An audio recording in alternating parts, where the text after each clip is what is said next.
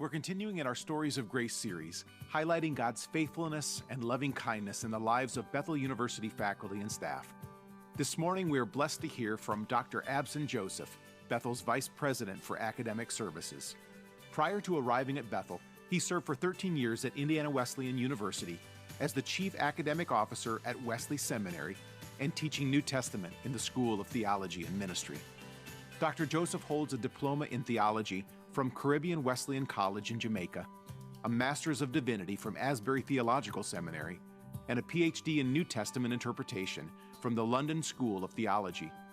He is also an ordained minister of the Wesleyan Church of Haiti.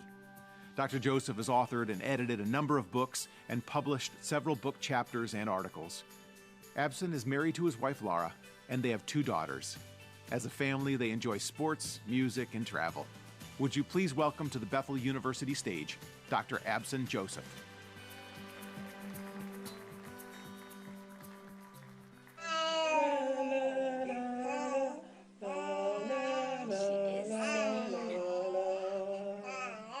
Yes, she's singing. Oh, that's so cute. What do you think, Jesse?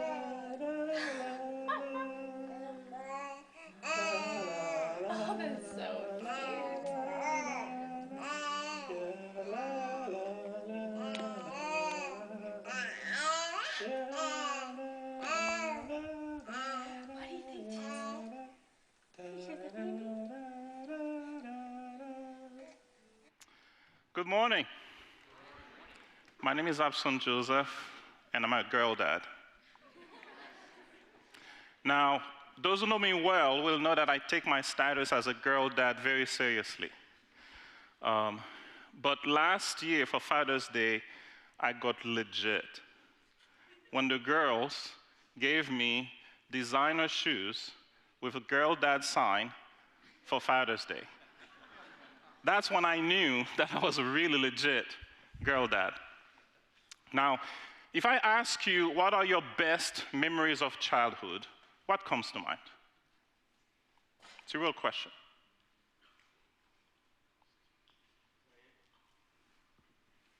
What comes to mind as your best memories of childhood?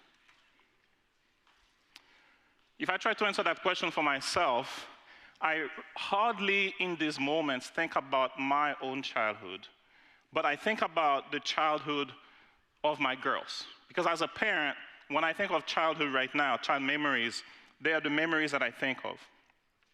Now, some memories, like the one you saw, are recorded. When Daniela was in the womb, I made it a habit of singing to her. Daniela is my firstborn. And I did the same for Sophia as well. Sing to them whenever I can. And that recording, Daniela was less than 2 months old when we had a friend who was visiting. We're getting ready to leave the States to go to Jamaica where we served. And I was singing that song, "O God, our help in ages past, our hope for years to come." And she started to sing back to me. She was less than 2 years old, 2 months old. You know, but some memories are not memories that you can record.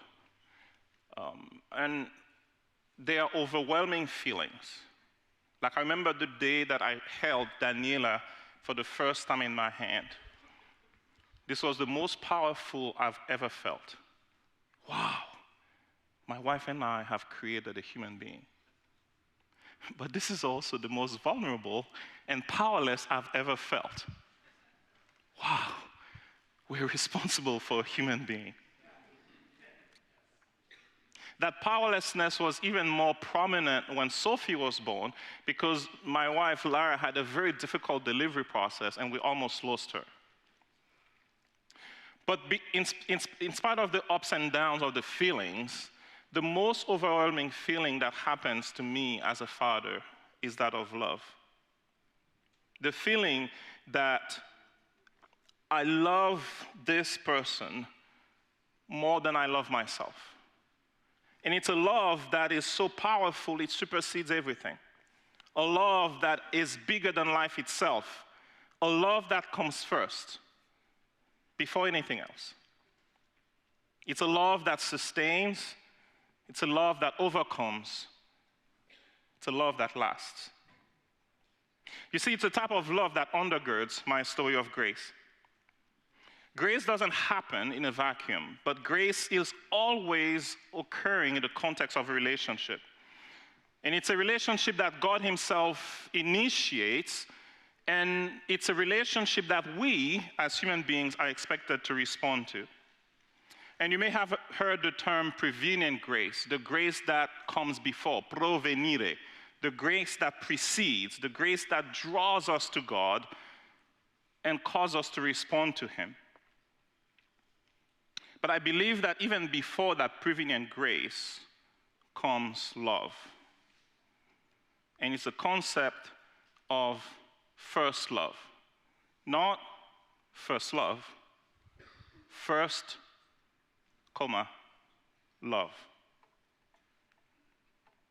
And one of the most crucial texts that encapsulates that idea, encapsulates the relationship between us and Yahweh, we find that in Hosea chapter 11, verse 1.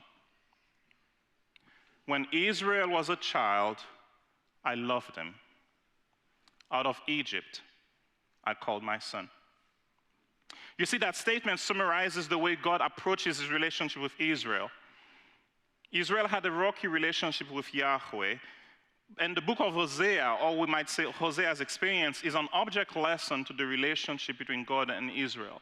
I won't be able to go into that this morning. You need to take a class with Dr. Kemi Brubaker, and she can help you with more of that.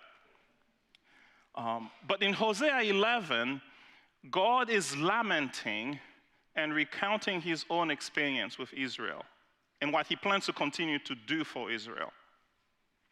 The statement that we have here takes us back to Egypt, when Yahweh revealed himself to Moses and sent him to Pharaoh with the message to let his people go. I have observed the misery of my people in Egypt. I have heard their cry on account of their taskmasters.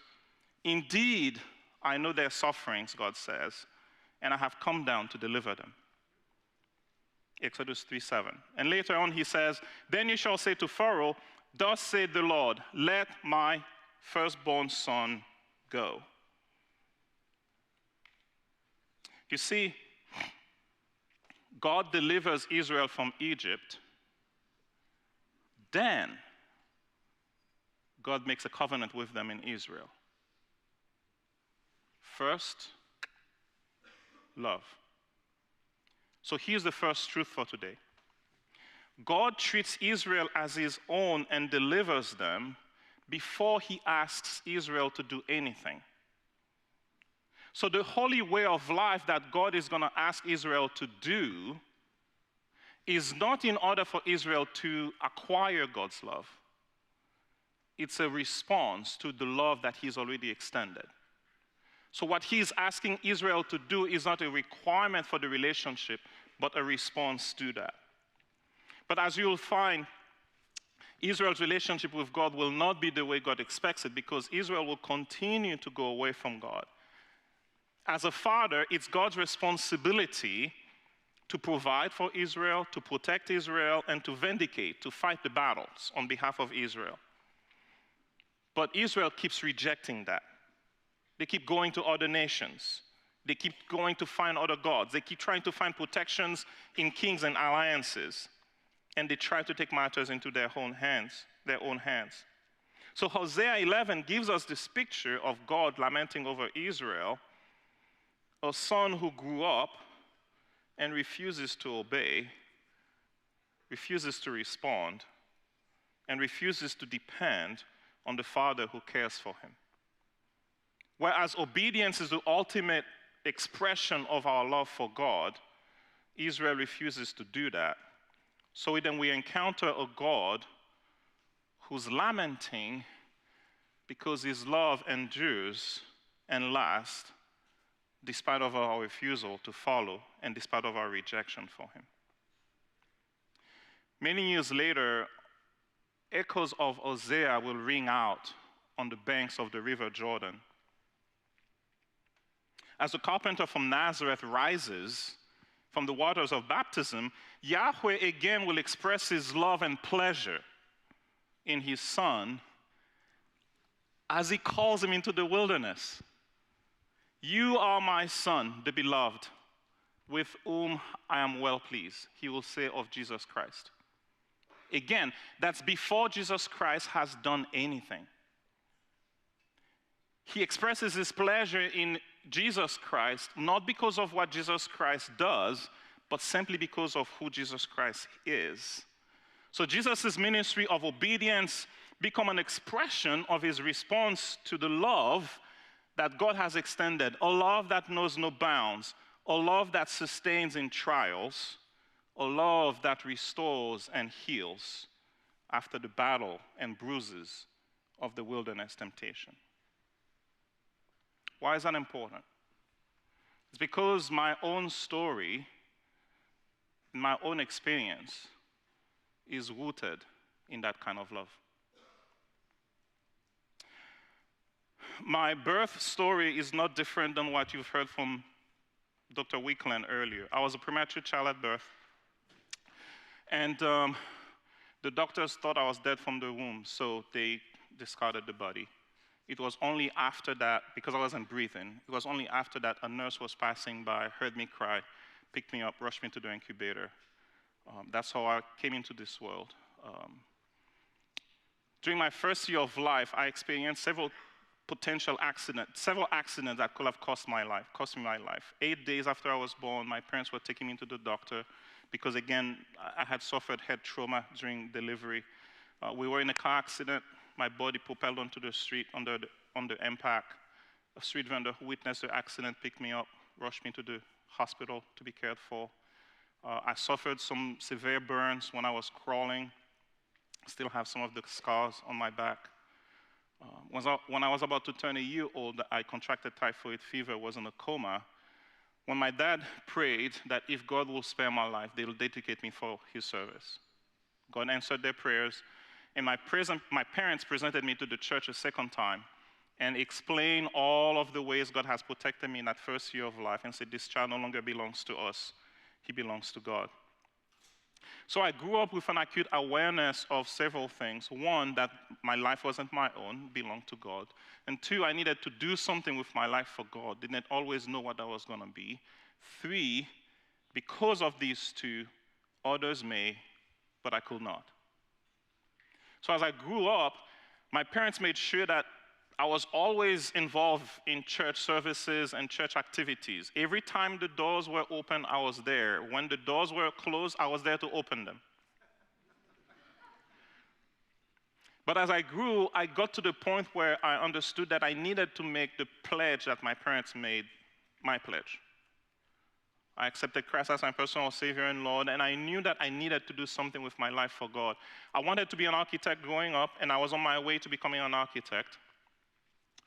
And in spite of all of the challenges that I had my first year of life, and growing up in Haiti, I also had other challenging situations in terms of health challenges where God protected me. I performed very well in school, was top 8 in the nation in terms of performance, and I thought I needed to tithe of my schooling to God. So we spent 14 years in school, 7 years primary school, 7 years in high school, and I thought I need to find 2 weeks where I am out of school during school time, where I'm doing something for God. My parents helped with that because that's what they wanted. So I found a time where Youth with a Mission was doing a conference in Gonaïves, Haiti, Haiti for Christ, 1995.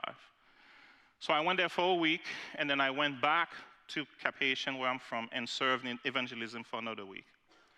It was during my time with Youth with a Mission at the conference there that I heard God clearly told me, I want you to build lives, not buildings. Went back, talked to my parents about that. What could that mean? And they helped me understand that God is calling me into full-time ministry. And I made the decision then that I was going to not go into architecture, and then I'm going to go into full-time ministry. What happened then, though, is that because of my performance, I had a full ride to wherever I wanted to study. That scholarship disappears because there was no scholarship for ministry.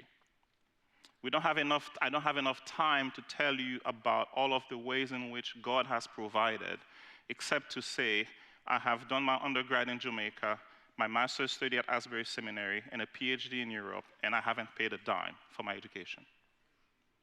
God has provided. A process of God not just providing, but protecting and helping me become the person that I am here today. My wife and I, we met at Asbury Seminary. She was from Russia, I'm from Haiti. How can this be? How will we make this happen? A poor seminary student, both of us on scholarships, but we depended on God. We thought if God wants this to happen, He will make it happen. Again, we can meet in the cafeteria and I can tell you more of the story. But God has opened doors after doors that allows us to continue to have and do life together. The first 2 years, she was in Russia and I was at Asbury. But His faithfulness sustained us. After Asbury, we went to Jamaica, where we served for 6 years as missionaries there, we both involved in theological education. From there, 13 years at Bethel, 13 years at Indiana Western University. And then for the last 9 months, I've been here at Bethel. All of that lived in response to a love that's been extended. All of that rooted in one reality. I should have died, but God said live. Therefore, in everything I do, I try to live each day as potentially my last, giving my all and living in obedient response to the love that made Him give it all for me. So, my name is Abson Joseph, and I'm a girl dad, but I'm also a son. My children are all grown up, and they have legitimized my girl dad status.